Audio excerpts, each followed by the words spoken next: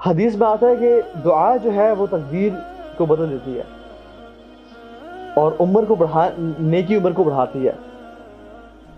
دعا اتنی پاورفل چیز ہے کہ کوئی چیز تقدیر پہ غالب نہیں آتی ایکسیپٹ فار دعا. اور یہ بات جان لیں کہ تقدیر کو اللہ تعالیٰ نے کچھ اسباب سے جوڑا ہے. تقدیر کچھ چیزوں کو ایکسپیکٹس کو اللہ نے اسباب سے جوڑا ہے. فار ایگزامپل انسان کھانا کھائے گا تو اس کا پیٹ بھرے گا ورنہ نہیں بھرے گا. انسان پودے بیج ڈالے گا تو پودا اگے گا.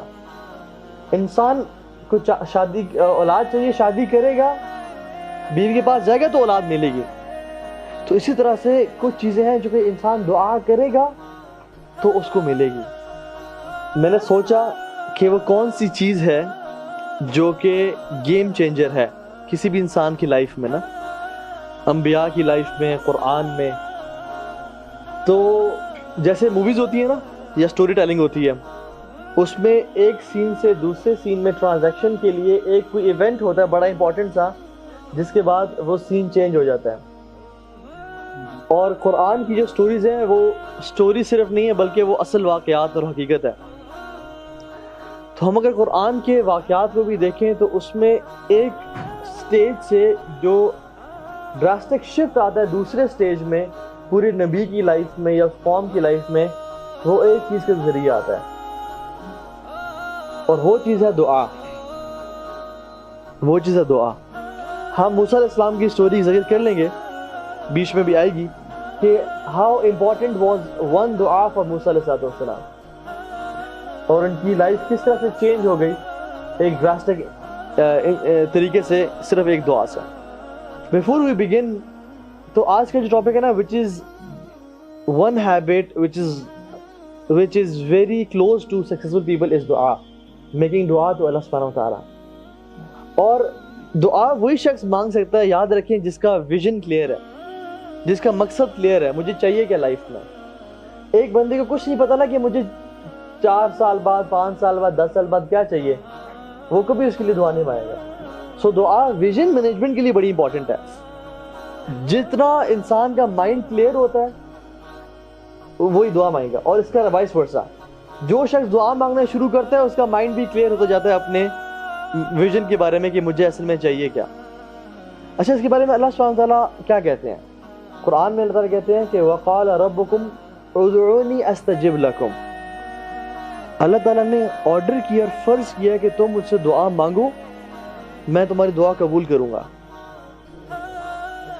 یقین جانیں جس شخص کو دعا کی توفیق مل جاتی ہے نا, اس کی پھر اللہ تعالیٰ دعا بھی قبول کر لیتا ہے. غالباً ابن عمر, عبداللہ بن عمر رضی اللہ تعالیٰ عنہ, وہ کہا کرتے تھے, غالباً میں اگر نام نہیں بھول رہا تو, کہا کرتے تھے کہ مجھے اس چیز کی فکر نہیں ہے کہ میری دعا قبول ہوتی ہے یا نہیں ہوتی, مجھے اس چیز کی فکر ہے کہ مجھے دعا کی توفیق مل رہی ہے یا نہیں مل رہی. کیونکہ اگر اللہ سبحانہ وتعالیٰ ہی توفیق دے رہے ہیں دعا کی تو وہ ان کو قبول کرنے میں بھی کوئی دیر نہیں لگتی. جو رب توفیق دے رہے ہیں دعا کی اس کو قبول کرنے میں بھی دیر نہیں لگتی. تو اللہ سبحانہ وتعالیٰ خود فرما رہے ہیں کہ مجھ سے دعا مانگو, میں تمہاری دعا قبول کروں گا. اور پھر اسی بات فرمایا وَإِنَّ الَّذِينَ يَسْتَكْبِرُونَ عَنْ عِبَادَتِي سَيَدْخُلُونَ جَهَنَّمَ دَاخِرِينَ. لیکن جو لوگ متکبر ہیں, تکبر کرتے ہیں میری عبادت میں, وہ لوگ جہنم میں داخل ہوں گے, ذلیل و خوار ہوتے ہیں. تو اس کا مطلب کیا ہے؟ جو شخص دعا نہیں مانگ رہا تو وہ تکبر کر رہا ہے, اور اللہ سبحانہ وتعالیٰ ڈانٹ رہے ہیں ان لوگوں کے جو لوگ دعا نہیں مانگتے. حدیث میں آتا ہے, لیکن فرمایا صلی اللہ علیہ وسلم, جس کا مفہوم ہے کہ اس شخص سے زیادہ کون لیتھارجک اور لیزی ہو سکتا ہے جو رب سے دعا نہ مانگے. امیجن ایک بندے کو کوئی بینک کہتا ہے کہ ہم نے اپنی پوری دنیا میں کسٹمرز کا لکی ڈرا کیا ہے, اور آپ وہ لکی کسٹمر ہیں جس کو ہم 10 سیکنڈز کے لیے بینک کی تجوری کھلی دے دیں گے. وہ 10 سیکنڈز کے لیے جتنا کچھ لے سکتا ہے وہ سنبھال لے, اس کا ہو جائے گا. جتنے وہ پیسے اکٹھے کر سکتا ہے وہ کر لے. اور آپ کو کہتے ہیں جو time starts in 3, 2, 1 and go. اور آپ بیٹھتے ہیں ایسے 2-3 منٹ کے لیے, پھر فیس بک کھول لیتے ہیں, پھر واٹس ایپ کھولتے ہیں, آپ سوچتے ہیں یار میں کیا کروں, اور 10 سیکنڈ گزر جاتے ہیں آپ کے. لوگ یار کتنا بڑا لوزر ہے یہ, اتنی بڑی اپرچونٹی ملی لیکن اس نے اس کو بالکل اویل نہیں کیا. اسی طرح سے جو شخص دعا نہیں مانگتا نا وہ جان لے کہ اس کو اتنی بڑی اپرچونٹی ملی ہوئی ہے اپنی لائف کو چینج کرنے کی اور بہت کچھ لینے کی، لیکن اس کو ویلی نہیں کر رہا وہ. اور اللہ تعالیٰ کہتے ہیں کہ جو لوگ تکبر کرتے ہیں نا عن عبادتی، جیسے کہ عبادت میں تکبر کیا ہے، دعا ہی نہ مانگنا اللہ تعالیٰ سے. اور اللہ کہتے ہیں ہم ان کو صرف جہنم میں داخل نہیں کریں گے، بلکہ جہنم میں داخلین ان کو ذلیل و خوار کر کے داخل کریں گے. اور جو متکبر لوگ ہیں وہ قیامت کے دن کتنا سائز ہوگا ان کا، وہ چونٹی کے سائز کے برابر ہوں گے متکبر لوگ. اور لوگ ان کے اوپر چل رہے ہوں گے اور بھاگ رہے ہوں گے، ان کو روند رہے ہوں گے، لیکن اور السلام ورحمۃ اللہ، لیکن کوئی ان کی چیخ و پکار کو سنے گا نہیں، کیونکہ وہ دنیا میں کیا کرتے تھے کہ they made sure everybody notices them. they made sure کہ ہر بندہ ان کو دیکھے اور ان کی واہ واہ ہو، اور لوگوں کو دکھانے کے لیے کرتے تھے. اب کوئی ان کو دیکھ نہیں پائے گا. ٹھیک ہے، اسی طرح سے اللہ تعالیٰ ایک حدیث میں آتا ہے، لیکن صلی اللہ علیہ وسلم لیس شیء اکرم عند اللہ من الدعاء، کہ کوئی چیز اللہ تعالیٰ کے ہاں اتنی عزت والی اور کرم والی نہیں ہے ایکسپٹ دعا. اور ایک اور حدیث میں آتا ہے لیس شیء اعز علی اللہ تعالی من الدعاء، کوئی اللہ کے ہاں کوئی چیز اتنی عزت والی نہیں ہے ایکسپٹ فار دعا. اللہ تعالیٰ اتنا محبت کرتے ہیں دعا سے کہ تم دعا مانگو میں اس کو قبول کروں گا.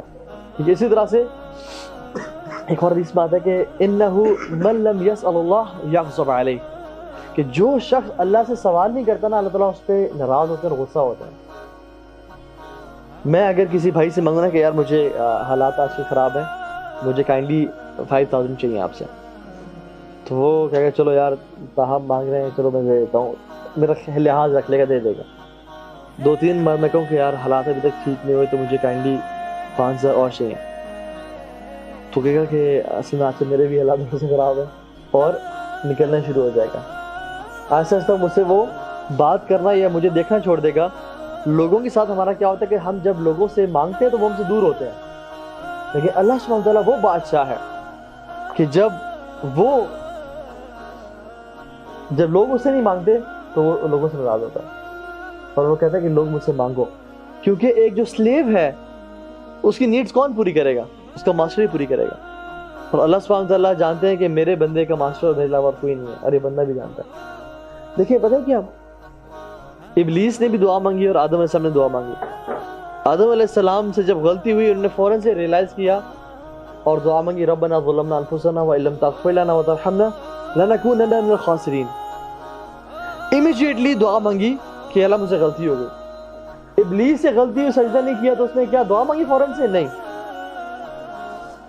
he used other methods کہ یا اللہ انا خیر منہ خلقتنی من نار وخلقتہ من طین، میں سے بہتر ہوں، آپ نے مجھے آگ سے پیدا کیا، مٹی سے پیدا کیا. اور بحث مباحثہ کرنے شروع ہو گیا. جب اس کو پتہ چلا کہ اب میرے پاس اور کوئی چانس نہیں، اللہ تعالیٰ نے مجھے مردود قرار دے دیا ہے، تو ایز اے لاسٹ ریزورٹ اس نے دعا مانگی. تو ابلیس کی خصلت کیا ہے کہ وہ ہر کام کرتا ہے پہلے، جب کچھ نہیں بچتا تو لاسٹ ریزورٹ دعا مانگتا ہے ایز اے لاسٹ ریزورٹ. لیکن آدم اور انسانی خصلت کیا ہے کہ جیسی اس سے کوئی غلطی ہوئی امیجیٹلی اللہ سے دعا مانگتا ہے. اور ابلیس نے اس کے بعد کبھی بھی دعا مانگی اللہ تعالیٰ سے، دیٹ واز دا دعا، اس کا کام ہو گیا، اللہ تعالیٰ نے مجھے مہلت دے دی، اب مجھے کچھ نہیں چاہیے. لیکن آدم علیہ السلام یہ دعا مانگی اور ساری زندگی اللہ تعالیٰ کی عبادت کرتے رہے اور دعائیں کرتے رہے. سو آدم کی اور نیک لوگوں کی خصلت نیچر کیا ہوتی ہے، وہ اللہ تعالیٰ سے کانسٹنٹ ٹچ میں ہوتے ہیں، لنک میں ہوتے ہیں، وہ دعا مانگتے رہتے ہیں. That is what makes them successful.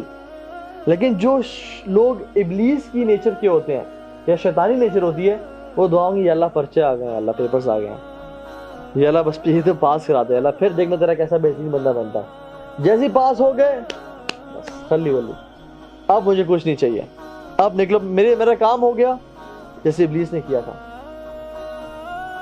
تو ہم دیکھیں کہ ہم کن لوگوں میں سے ہم کس کی سنت کو اڈاپٹ کر رہے ہیں. ٹھیک ہے، اسی طرح سے عمر بن خطاب رضی اللہ تعالیٰ عنہ شام جا رہے تھے، اس سے بہت سارے صحابہ بھی تھے، تو وہاں سے خبریں آئیں کہ شام میں تعاون پھیل گیا، آپ مت آئیں. تو عمر بن خطاب نے صحابہ سے مشورہ کیا کہ کیا کیا جائے. تو ایک صحابی نے ان کو حدیث سنائی کہ اللہ نے کہا کہ جس شہر میں تعاون پھیل جائے کوئی اس میں داخل نہ ہو، اور جو اس میں اندر ہے وہ اس سے نکلے نہ ہو، وہ باہر نہ آئے اسے. تو عمر بن خطاب نے کہا یہ ڈیسیژن لیتے ہیں اور واپس چلتے ہیں. تو ابو عبیدہ بن جراح رضی اللہ تعالیٰ عنہ نے کہا کہ افرارا من قدر اللہ، آپ اللہ کی تقدیر سے، ڈیسٹنی سے بھاگ رہے ہیں؟ تو عمر بن خطاب نے کیا رپلائی کیا؟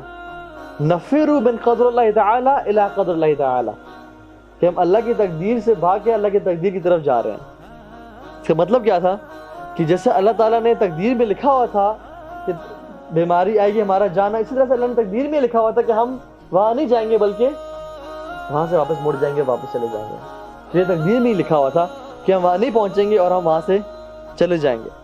تو جس طرح سے یہ چیز ہوتی ہے، اس طرح سے دعا بھی کیا ہوتی ہے کہ جو شخص دعا مانگتا ہے تبھی اس کی وہ نیڈز پوری ہوتی ہیں۔ سو اللہ تعالیٰ نے تقدیر میں پہلے سے لکھا ہوتا ہے کہ یہ بندہ اس پوائنٹ ان ٹائم میں دعا مانگے گا اور وہ اس کی ایز اے ریزلٹ وہ چیز دیکھے گا اپنی لائف میں، ٹھیک ہے۔